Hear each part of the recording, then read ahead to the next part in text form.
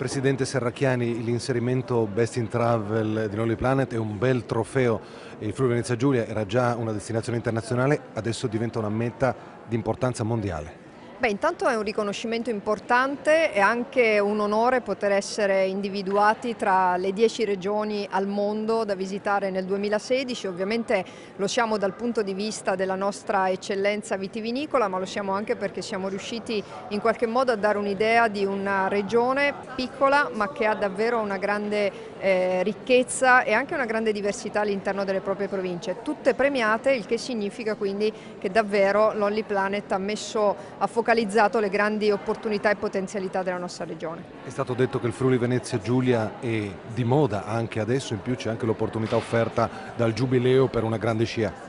Beh, assolutamente importante. Oggi questa conferenza stampa a Roma è anche perché ovviamente sono due i luoghi individuati dall'Only Planet tra le regioni, le città e tra questi abbiamo soltanto Roma e il Friuli Venezia Giulia, quindi per noi è un accostamento importante e intenderemo sfruttarlo anche nel periodo del Giubileo per farci conoscere ancora di più.